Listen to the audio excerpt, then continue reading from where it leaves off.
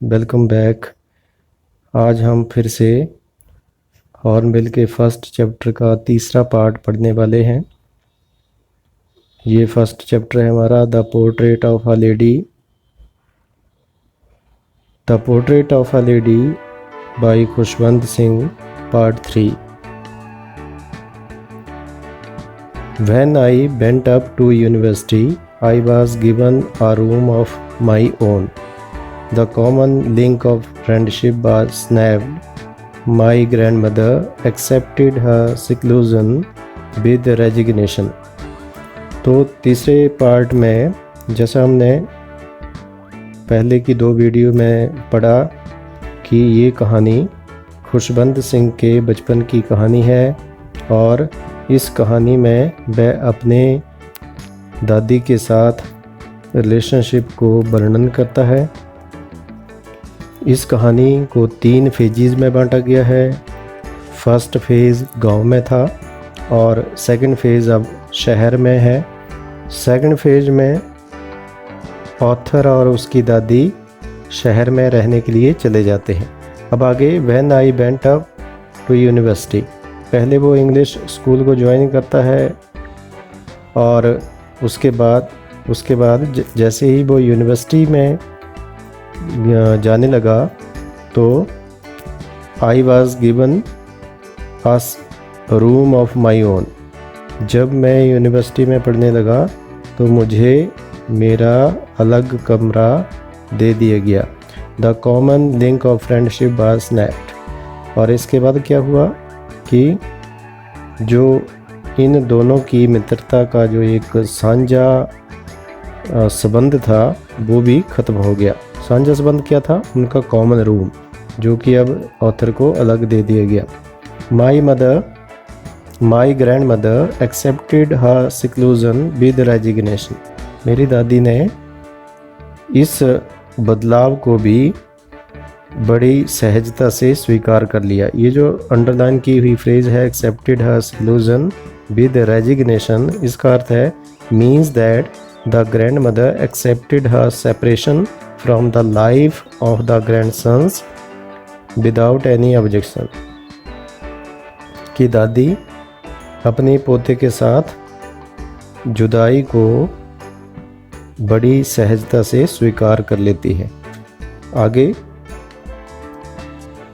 She rarely left her spinning wheel to talk to anyone.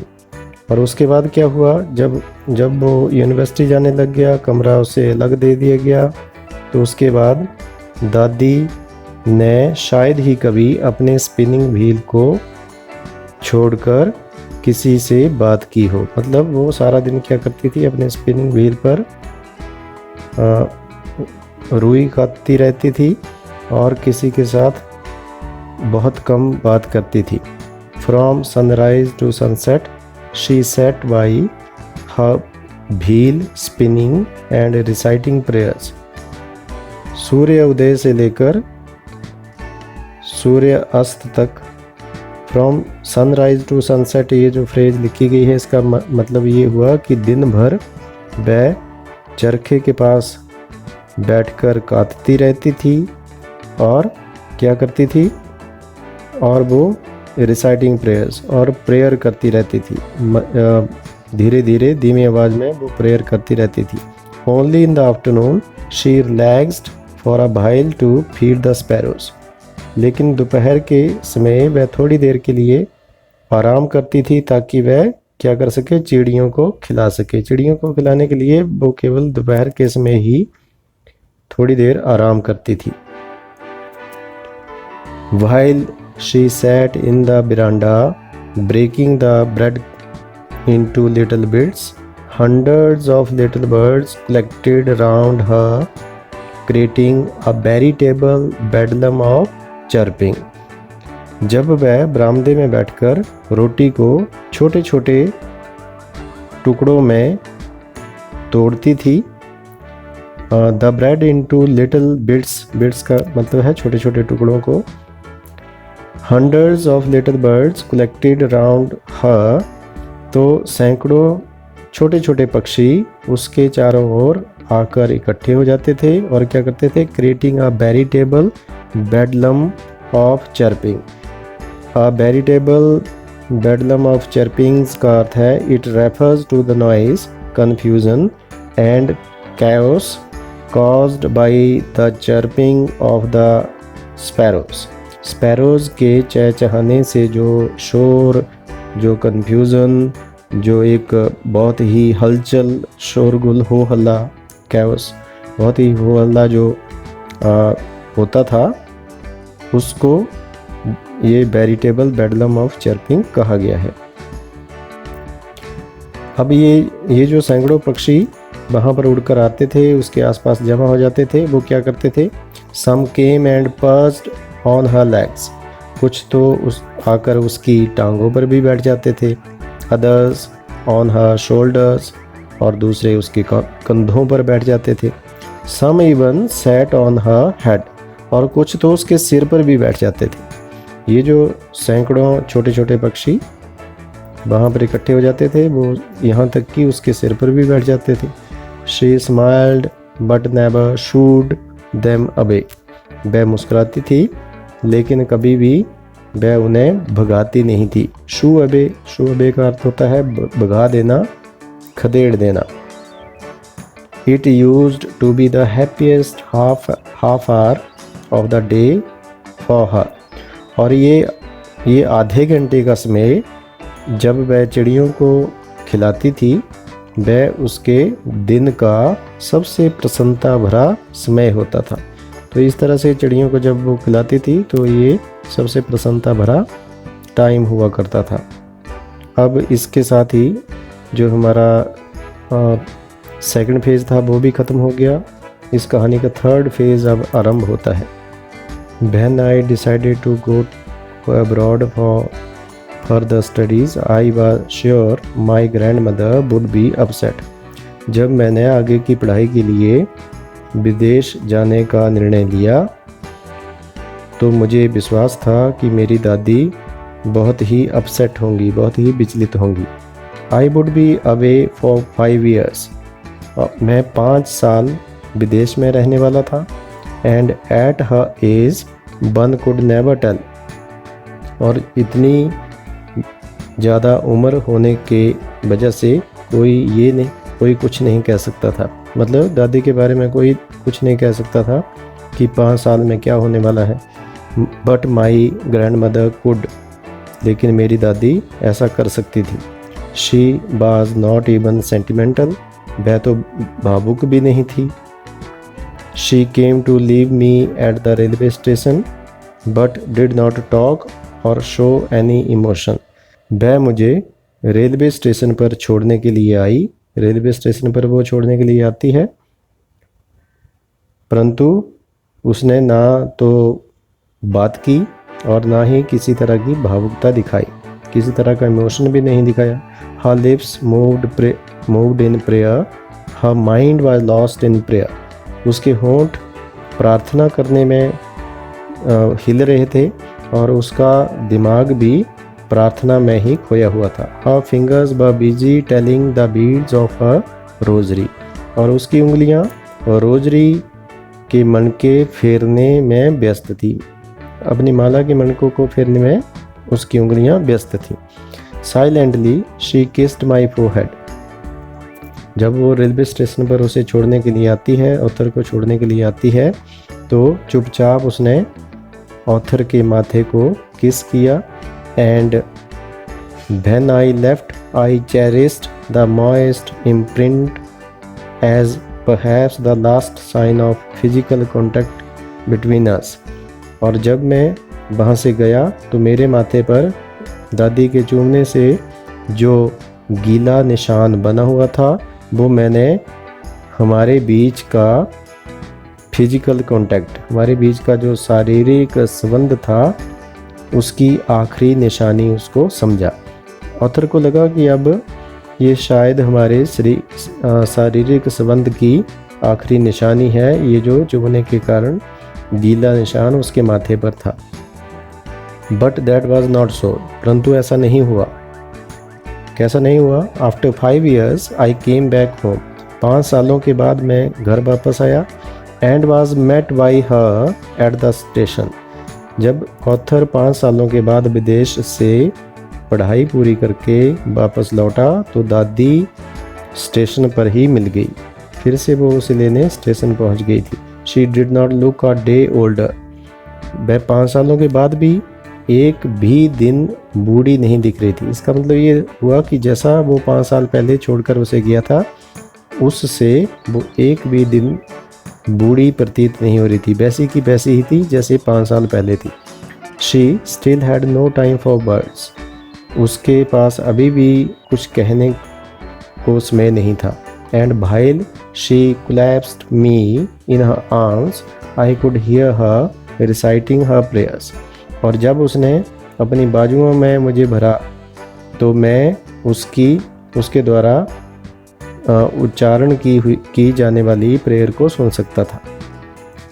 Even on the first day of my arrival, her happiest moments were with her sparrows. यहाँ तक कि मेरे आने के पहले दिन भी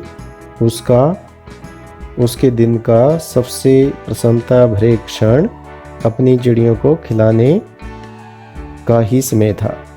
होम मतलब जिन चिड़ियों को शी फेड लॉन्गर, जिन चिड़ियों को उसने ज़्यादा समय तक, पहले आधे घंटे तक ही खिलाती थी, आज उसने ज़्यादा समय तक खिलाया। विद फ्राइबलस रिब्यूक्स, और फ्राइबलस रिब्यूक्स के साथ, मतलब हल्की फुल्की गालियाँ देकर। फ्राइबलस रिब्यूक्स का मतलब है it refers to the casual and light hearted rebukes of the grandmother to the sparrows. हल्की फुल्की डांट फटकार जो चिड़ियाँ उसके सिर पर बैठती थी, कंधों पर बैठती थी, उनके लिए हल्की फुल्की डांट के लिए ये कहा गया है।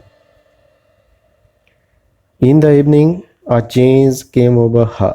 लेकिन जब शाम हुई तो एक बदलाव दादी में देखने को मिला। She did not pray. अब क्या हुआ कि उसने प्रार्थना करना बंद कर दी। She collected the women of the neighbourhood. उसने पड़ोस की औरतों को इकट्ठा किया। She got an old drum. एक पुरानी सी ढोलक ली और एंड स्टार्टेड टू सिंग, और गीत गाने आरम्भ कर दिए। अब शाम को एक बदलाव दादी में देखने को मिला कि उसने गांव की या पड़ोस की कुछ औरतों को इकट्ठा किया, एक पुरानी ढोलक ली और गीत गाने आरम्भ कर दिए। For several hours she thumped the sagging skin of the dilapidated drum. कई घंटों तक उसने द सैगिंग स्किन, मतलब ये जो फ्रेज लिखी गई है thumped the sagging skins of the dilapidated drum, इसका अर्थ है refers to the poor and worn out condition of the drum being played by the grandmother. दादी के द्वारा जो टूटी फूटी ढोलक बजाई जा रही थी उसकी अवस्था को दर्शाते हुए लिखा गया है। दादी ने उस टूटी फूटी ढोलक की सिकुड़ी हुई चमड़ी को कई घंटों तक थम्प्ड का मतलब है पीटा। And सैंग of the home coming of warriors, और ऐसे गीत गाए जैसे कि कोई योद्धा युद्ध जीतकर घर लौटा हो। We had to persuade her to stop to avoid overstraining. Persuade का मतलब है मनाना। हमें दादी को गाने से रोकने के लिए मनाना पड़ा ताकि वो ओवर स्ट्रेन ना हो जाए, ताकि उसे थकान ना हो जाए। That was the first time since I had known हर। जब से मैं उसे जानता था तब से ये पहली बार ऐसा था कि that she did not pray, कि उसने प्रार्थना नहीं की। The next morning she was taken ill. अगली सुबह वह बीमार पड़ गई। It was a mild fever. ये हल्का बुखार था। And the doctor told us that it would go. और डॉक्टर ने हमें बताया कि ये ठीक हो जाएगा। इट वुड गो, ये ठीक हो जाएगा। But my grand mother thought differently. लेकिन मेरी दादी कुछ अलग तरह से सोच रही थी। She told us that her and was near. उसने हमें बताया कि अब उसका अंत नज़दीक था। She said that since only a few hours before the close of the last chapter of her life, she had omitted to pray. उसने कहा कि क्योंकि वह जीवन के अंतिम पड़ाव के कुछ घंटे पहले प्रार्थना करना भूल गई थी। She was not going to waste any more time talking to us.